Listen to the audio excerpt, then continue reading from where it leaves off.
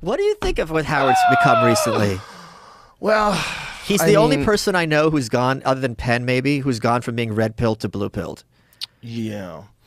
For people who don't know, let me do a little, because the kids these days don't know. Yeah. Howard Stern had a guy in his show, Stuttering John, and he would send them out to talk to celebrities, and he would ask them the most fucked up questions. And this wasn't before, this was before social media. So they had usually used to have a barrier. You can't just tweet at someone. So when Jennifer Flowers in 92 was announcing that she had an affair with Bill Clinton, people thought he was going to sink his candidacy. He sent his boy there and he asked her, did he use a condom? And then he asked her, are you planning on sleeping with any other presidential candidates? And the reporters there were apeshit and they're trying to kick him out. But like he would do, when he had, and it's really kind of funny when he had these comedians who had like a stick up their ass. Like I remember he talked to Billy Crystal, and Billy Crystal like, oh, let me have it.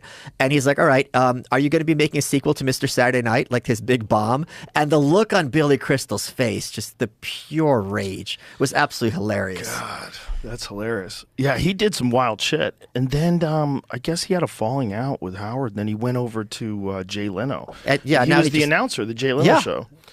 So that was a great gig for him. No, but he was like very underrated. Like he just was willing to. But there was like that. What he had created was a morning show that you had to listen to. Like you would go to work and you go, oh my God, did you hear Howard? Right. Yeah. Yeah. Did you hear? And he did it every day.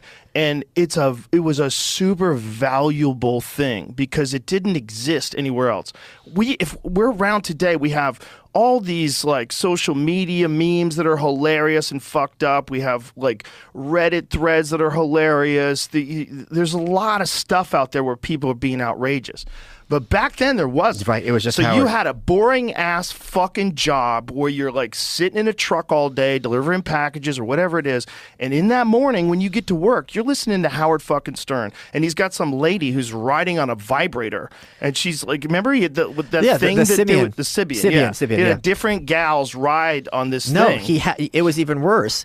If people wanted to promote like their band, the mom would be controlling it, or the son would be controlling it. The mom would be sitting on it, or like brother and sister. And you're sitting there, you just want to kill yourself. Jesus Christ. He just went for it. And he got fined by the FCC. It was a big deal. For saying like lusty lesbians and lust or something like that. It was just nothing. It was during the Bush era. Yeah. And this was back when the right was trying to censor people. Right. And this is our pivot and our shift again. You know, it's really kind of fascinating. It really is. The culture shift between right and left authoritarianism, and now people don't recognize that if you just stopped looking at it in terms of red and blue, look at the actions, whether it's war, suppression of free speech, pharmacological interventions that are mandatory, whatever the fuck it is, that used to all be associated with the authoritative right, the authoritarian right, and now those things are being embraced by the left. And I just think it's just an ideology thing. And I think we get confused and we think we're on the right side. We're on the right side. And if it's our side that's saying this, for sure that's the right thing to do. And no one's critically thinking about this.